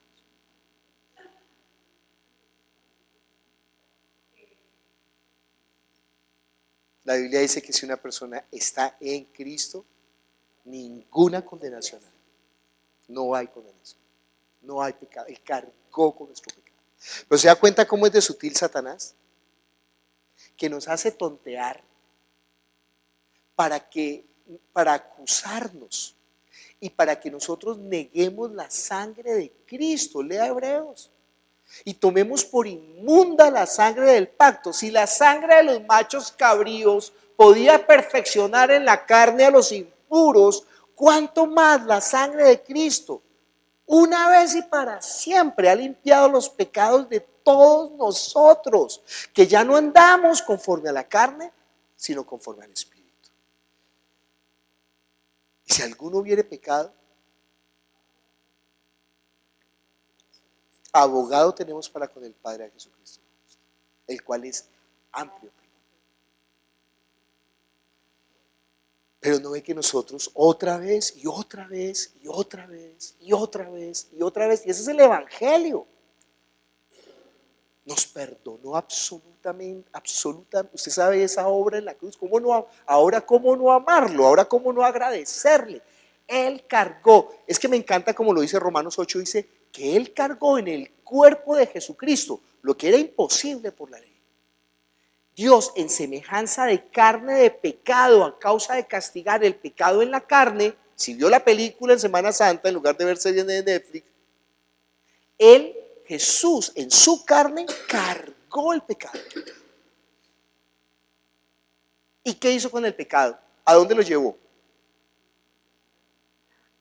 En primer lugar, el pecado lo llevó a la cruz. Ahí quedaron todas las actas y decretos que se han levantado contra nosotros. O sea, pagó. Pero el cuerpo de Él, ¿a dónde fue? Al Seol, a la muerte. O sea que eso quedó resuelto. Porque muerto, ya hay lugar para que el testamento se haga válido. Si Él no hubiera bajado al Seol 3, además, para que no le quede duda, ustedes saben que en el judaísmo 3 días ya una persona era muerta. Por eso Lázaro lo resulta en el cuarto, porque ya es, para que estén segurísimos que murió. 3 días era ya, está muerto, 3 días muerto. Él está 3 días para demostrar que murió. De modo que nuestro pecado quedó en la cruz y nuestro castigo quedó en el sepulcro. Pero no se quedó en el sepulcro. Resucitó para mostrar que había vencido. Si Jesús no resucita, nosotros quedaríamos pensando, pues madre, ¿pagó o no pagó? Pero si todavía dudamos, si todavía estamos pensando si pagó o no pagó, si todavía nos consideramos pecadores, usted no es pecador. No se deje engañar del Satanás más. ¿Y no ve que utiliza su propia bobería? ¿Y qué causa esa bobería? Eso es Romanos 6. La bobería causa condenación, la bobería causa vergüenza, la bobería causa... Entonces, ¿pero por qué vuelve a...? ¿Por qué? Además, porque le causara gozo, le causara plenitud de la existencia, pero no se la causa. Porque uno la embarra y entonces está, pues madre, la embarré, yo estoy tan pendejo. Viejo, venga, córtese la mano, sáqueselo, corte con eso. Aunque tenga que morir. Porque si uno piensa a veces pero es que si yo dejo de hacer esto me muero. Muera con Cristo. Muera con Cristo, tranquilo. Pero no pierda su alma. Porque eso es lo que hace Satanás. ¿Se da cuenta cómo es el engaño de Satanás? Entonces nosotros estamos condenados, venimos delante de Dios condenados. Y la condenación es lo que causa la separación entre Dios y nosotros. Y la condenación es falta de ¿qué? De fe. Porque hemos dejado de creer que la sangre de su Hijo Jesucristo que nos limpia de todo pecado. Entonces, para que Satanás no nos engañe, ¿qué tenemos que hacer? Lucas 18, del 1 al 8. Lucas 18, del 1 al 8. El texto. Ahora sí podemos entrar en el texto. Dice, estamos romanos. Ay, es demasiado bueno. Ese versículo 3 es demasiado bueno, porque lo que era imposible para la ley, por cuanto era débil por la carne, Dios, enviando a su Hijo en semejanza de carne de pecado, y a causa del pecado, condenó al pecado, ¿en qué? ¿De quién? De Jesús. Ahí debería decir un paréntesis, yo si fuera editor de la Biblia, para que la gente diría que yo haría en la carne de Jesús, en la carne de Jesús, condenó el pecado nuestro. Ya eso fue resuelto, eso fue un asunto juzgado, condenado y resuelto porque murió. De modo que el pecado ya no se enseñorea en nosotros. Que no andamos en la carne, y usted está aquí es porque usted ama a su espíritu. Si no, no estaría aquí. Ay, ¿o qué? Fue que alguien le invitó y le lo chantajeó que le iba a dar desayunos y venía. Usted está aquí perdiendo 2 horas de su tiempo precioso porque quiere, voluntariamente. Entiende que eso es lo que nos salva. No se le olvide eso. Yo le he dicho a usted, cada vez que veo que una persona el domingo pasa por esa puerta, yo me muero. O sea, yo digo, ay, gracias. Y no se deje engañar, por nada de este mundo se deje engañar. No vale la pena. No vale la pena cambiar nuestra salvación tan grande, pagada con un precio tan hermoso. Fuera eso hecho de una manera tan sublime, tan amorosa, tan sacrificial, tan perfecta, tan segura, o sea, una salvación tan grande que no da lugar a dudas. ¿Será que Jesús sí me ama? Ay, viejo. ¿Será que sí pagó por mi pecado? Pero es que yo soy tan malo. De eso no hay duda, que usted es malo y yo soy malo. No, lea Romanos 3. Pero que pagó. De eso hay menos duda que del hecho de que usted sea malo. Pagó una vez y para siempre, habiendo obtenido eterna redención, por lo cual nos ha provisto un camino nuevo y vivo al trono de la gracia, con el cual podemos llamar a Dios ¿qué? ¿cómo voy a dudar? Y fuera de eso, ese amor no lo constriñe a usted a ser mejor cada día. La acusación del diablo no, la acusación del diablo lo ayudará a ser peor. A mí me encanta la labor que hacen, por ejemplo, los maestros. Porque un maestro bueno cogerá a un niño acusado, condenado, matoneado por el diablo, por su familia, por el ambiente, por el curso, y lo convertirá en el mejor de la clase. Si el maestro es bueno. Si el maestro es malo, lo termina de perder. Pregúntele a un niño que ha salido del colegio, ¿por qué escapó del colegio? Un profesor malo me dañó. Y como predicador no tenemos la misma responsabilidad. Entonces cuando se salió una persona de la iglesia, ¿qué pasó? Un pastor malo me sacó de la iglesia. Entonces por eso le digo que me asusta cuando doy tanto palo. Digo, y no, me toca hablar de la gracia. ¿Sí? Normalmente al final del culto digo, pero Él nos salvó, y entonces démosle gracias y cantemos. Por eso esa alabanza final es tan importante. Pues esa alabanza de nosotros, después de que pues madre, estamos como Pinocho, 3 piernas lastimadas, la nariz hecha pedazos, ¿sí? Entonces llegó el hada protectora. El hada protectora es el Espíritu Santo que nos da testimonio de nuestro espíritu que somos hijos de Dios. ¿Sí? Nos pone el corazón de fantasía y Pinocho sonriendo despertó. Esa alabanza final, ese tiempo de administración final, mire, porque uno después de todo el palo, como que coge aire, Señor, gracias, tú me perdonaste, tú me aceptas con todos mis pecados, si me aceptaste, siendo enemigo tuyo. Imagínese ese amor, es que es demasiado grande. Si me aceptaste siendo enemigo tuyo, ¿cuánto más estando ahora reconciliado con Romanos 5? No es que me leí ayer Romanos, sino que de eso está hablando Romanos, de la salvación. Por eso es tan bueno de estar leyendo la Biblia.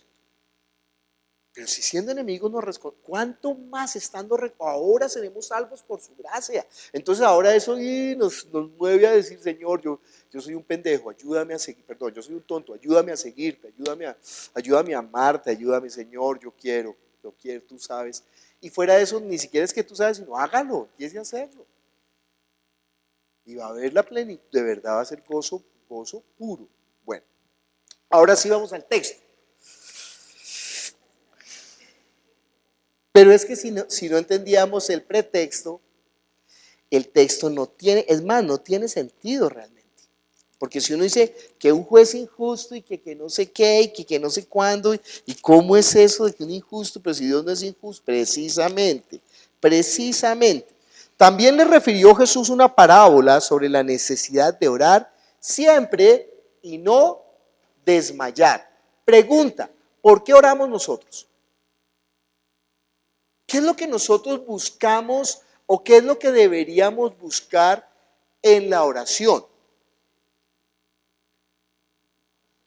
Lina, con N. Micrófono para Lina. ¿Qué deberíamos de buscar? Piénselo. ¿Qué es lo que nosotros estamos buscando en la oración? Y piénselo no en su intelecto, no me va a decir su carreta, no me sirve su carreta. Piense en lo que Jesús nos enseñó. Lina. Para mí orar es como tener esa comunión, esa intimidad con Dios, no perder la El conexión. tiempo es un tiempo de comunión y de intimidad. ¿Qué buscamos en esa comunión y en esa intimidad? Vicky y después Beatriz. Micrófono para Vicky y después para Beatriz. ¿Qué buscamos en esa comunión? Porque no ve que si no sabemos, entonces uno resulta orando pendejadas. Perdón, tonterías, se me pegó la palabra, perdón, de internet. Es que afuera hay pendejadas, es grosería. En Colombia no es grosería. Si nosotros seguimos como el patrón de Padre Nuestro, Eso. lo primero que hacemos es alabar. ¿Sí? Luego nosotros pedimos a Dios por el cuerpo y por el espíritu. Lo primero que nosotros recordamos en Padre Nuestro, es que me toca contradecir a Vicky porque si no nos quedamos ahí, no es alabar, nosotros estamos hablando a Dios, es Padre Nuestro que estás en los cielos. Padre Nuestro que estás en los cielos. ¿Qué estamos reconociendo? ¿Qué es lo que estamos diciendo? Sí, somos unos sinvergüenzas. Porque en primer lugar nos quitamos la responsabilidad de nosotros. Fíjese el Evangelio.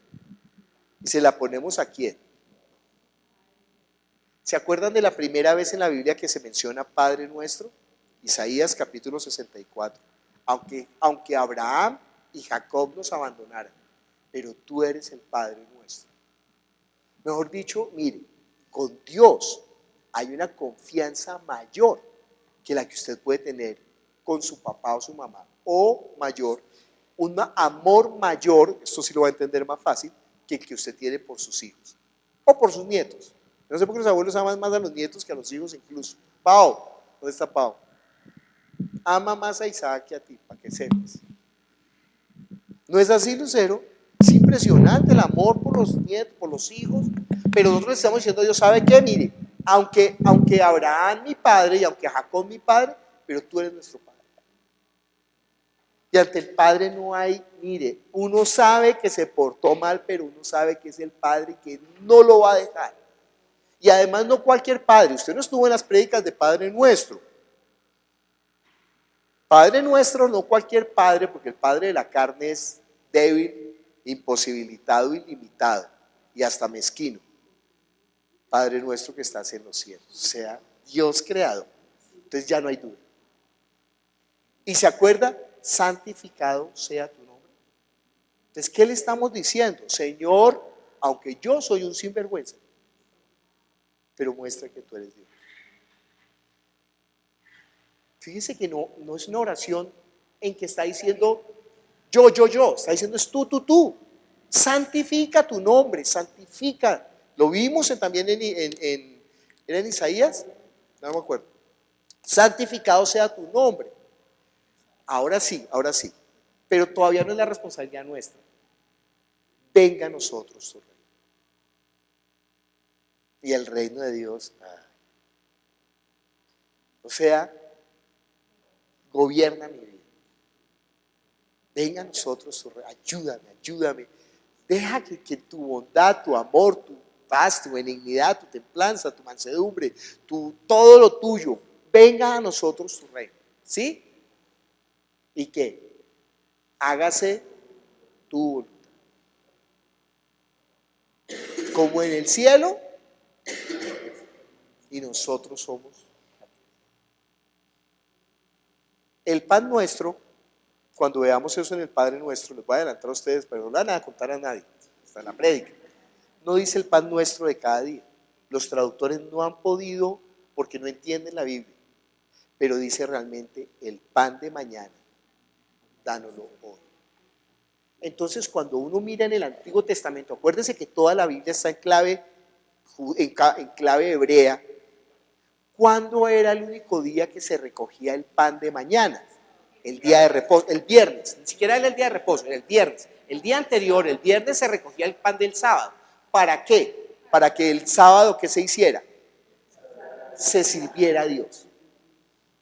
Por eso, el pan nuestro de cada día no, es el pan de mañana, dánoslo hoy. Sí, para que nuestro afán de hoy sea su reino y su justicia.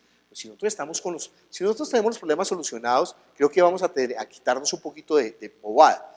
Pero ojo, más gloria, si usted no tiene resuelto el pan de mañana y sin embargo hoy decide hacer su reino y su justicia. Más gloria, o sea, más confianza, más plenitud. Y entonces el pan nuestro de cada día perdona nuestras ofensas. Y aquí esta sí es la parte, esta es la parte de su responsabilidad. Y ahí sí se fregó, aquí se fregó, todos nos fregamos. Perdona nuestras ofensas como nosotros ya hemos perdonado a los que nos ofenden. Ay, bueno. Si usted no ha perdonado a los que lo ofenden, entonces usted no puede pedir ese mismo perdón sobre usted. Ese perdón es completamente condicional. Pero ¿entiende por qué lo hace el Padre? Para que usted no esté anudado, para que usted no esté amarrado, para que usted no esté bobeando otra vez. Debe ser como cuando uno tiene un niño que le dicen, ¡ay! Y el niño chiquito, me dijo bobo. Y uno no le pega al hermano que le dijo bobo, le pega al que está creyendo, Pues es bobo de verdad. No sea bobo. ¿Por qué llora por eso? Perdónenlo. No tome en cuenta eso. No se enrede. No se quede tonteando. Satanás sabe cómo lo enreda a uno. Perdone. Ayer se murió José Natanael Ortiz. ¿Sí sabe quién es José Natanael Ortiz? Bueno, se murió. Entonces yo fui al sepelio. ¿Sabe qué me encantó? Me encontré con un poco de gente que ya no está en la iglesia, pero a todos los podía besar y abrazar y mirarlos a los ojos. Y todos me miraban con cariño. Yo no sé si hipocresía o no, pero yo sé, en mi corazón yo sé, con todos los que me reuní ayer, yo no tengo nada contra ellos y ellos no pueden decir que tienen algo contra mí. Yo estaba feliz. Yo me siento feliz en los sepelios porque me encuentro con la gente que me deja beber. Entonces y de malvado fuera de eso, yo los abrazo, ¿no? Y si no me abraza, le digo, ¿por qué no me abraza? ¿Yo qué le he hecho? Tiene que abrazarme. Pero tenemos que perdonar. Como nosotros hemos perdonado a su frente. Y ojo, no nos dejes caer en tentación. ¿Sabe qué es caer en la tentación? Que usted se deje enredar del diablo. Por eso le dije, no se deje enredar, no le dé lugar al diablo, no le dé lugar. Eso que tiene que solucionar, no sea tan tonto, soluciónenlo. ¿Sí? Si el problema es el sofá, haga como el pastuso, véndalo. Y ya no va a tener problema. Entonces no nos descaen en tentación más y ojo, líbranos del mal. Entonces, ¿qué tenemos que orar? Entonces, les enseñó. ¿Qué les enseñó? Les enseñó la necesidad de ¿qué? ¿Orar qué? Respuesta, porque mire, a la final nosotros, la verdad, no sabemos cuándo va a venir el Señor. ¿Podemos estar preparados? ¿Cómo? Y yo les hice cara para que dijeran que no, pero no cayeron en mi trampa. Entonces, lo que está enseñando este texto es lo siguiente a esto. ¿Qué hacemos para eso? Porque es inesperado. ¿Qué hacemos? Orar. ¿Qué? ¿Y qué? Ay, y no desanimarse, no desmayar. Por eso le digo, mientras entre por esa puerta yo estoy feliz. No desmaye, no desmaye, no desmaye. No mire hacia atrás. No se deje enredar por los asuntos de esta vida como en la época de Noé. No mire hacia atrás como la mujer de Lot. Y acuérdese, aunque sean cristianos, uno estará moliendo, dos estarán moliendo, uno será tomado y el otro será dejado. Yo no sé en su familia cómo va a ser. Si usted sea el que sea dejado y el resto sea el que sea tomado. O 3 tomados y 2 dejados, o 2 dejados y 3 tomados. Pero ¿sabe qué? Mire, aunque uno ame tanto a su casa, predíqueles el evangelio, usted no puede hacer nada más. Y predíqueles abiertamente y sin temor. Hábleles, tenía que decirse y se dijo. Hábleles bien, hábleles con amor, pero con contundencia. No les facilite la cosa porque no sirve. ¿Sí? Usted sabe, ¿no? Que las mariposas, a veces los bobos, los niños chiquitos que, aquí una mariposa, y entonces le ayudan a salir, le rompen el cascarón. Pues inutilizan a la mariposa, porque en ese esfuerzo de romper, se le desarrollan las alas y puede volar. Si usted le ayuda, la friega. Entonces, hágale que, si no se la ponga fácil, no se la ponga fácil, dígale, es la verdad. Por eso no bautizamos niños chiquitos en la iglesia. Porque un niño chiquito todavía está con la fe de los papás, entonces no, pero ya cuando está ya 12 años ya sabe, bueno, quiere, y a los 12 años, bueno, viejo, de verdad, ¿quiere o no quiere bautizarse, viejo? O sea, ¿usted quiere entregarle su vida a Cristo o no? ¿Usted quiere vivir para Él o no? Sí, yo quiero, listo, entonces vamos para las aguas. Entonces, ok, orar siempre, ¿y qué? Y no desmayar. Diciendo, había en la ciudad un juez que no temía a Dios ni respetaba a hombre. Había también en aquella ciudad una viuda, la cual venía él diciendo, hazme justicia de mi adversario. Entonces lo que está clamando es que justicia del adversario. Y sí, nosotros vemos este mundo caído y sabemos que no está tan fácil la cosa. O sea que ¿quién decía? Creo que el domingo alguien en la iglesia, alguno, presentador, el ministro de culto, en la alabanza, decían, Señor, no es fácil, era el alabanza, el ministro de alabanza, Señor, no es fácil ser cristiano. Pero Señor, ¿a quién iremos? No es fácil ser cristiano, pero es mucho más difícil no serlo. O sea, no serlo es tenebroso. Pero nosotros, ¿qué hacemos? Como él dijo, mires, yo me voy, ustedes vendrán el día en que añorarán uno de los días del Hijo del Hombre, pero no se preocupen, oren siempre y no desmayen porque volveré. Y fuera de eso, durante ese tiempo yo no los voy a dejar huérfanos, mi espíritu lo enviaré para que esté con ustedes. Y el espíritu que levantó a Cristo de los muertos, otra vez Romanos 8 hacia el final, si levantó de los muertos a Cristo, vivificará vuestros cuerpos mortales para que anden en vida. Entonces no tenemos excusa.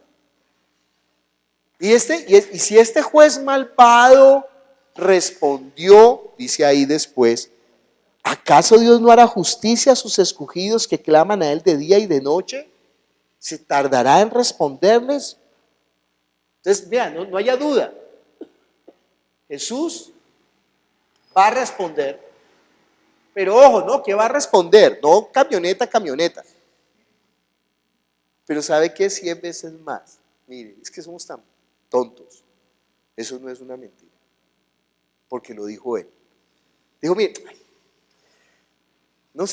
por eso ni se preocupe, porque yo no miento, 100 veces más. En Caparrapí, en una vereda inhóspita. Caparrapí es un sector godo, ultra godo, religioso, recontra religioso. Y un par de pastores, o sea, una mujer y un hombre, en su casita han logrado reunir 120 personas. ¿Sabe cómo reunió esas 120 personas? Estoy hablando del testimonio que nos contaste esta mañana y que yo salí corriendo. Como la gallina llena el buche. Grano en grano. Usted sabe lo que es predicar el evangelio en una, ¿cómo se llama eso? Pero en una vereda, las casas no quedan contiguas. Bueno, Ceci ha hecho esa labor. Entonces toca caminar una hora para ir a donde una familia, predicarle el evangelio, un granito. Y otra hora, y eso durante un tiempo.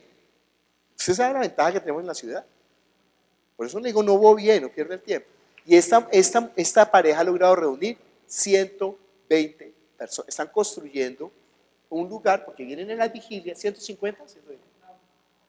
Sí, con micrófono. Sí, pero no importa. Y lo mejor es, ellos me contaban que cuando llegan las personas, entonces hacían la vigilia hasta las 12 de la noche. Y ellos mismos dijeron, no, a las 12 de la noche, ¿para dónde nos vamos a ir? Pues porque como es una vereda, no hay luz, no hay postes, no hay nada, y el camino es real, o sea, camino que...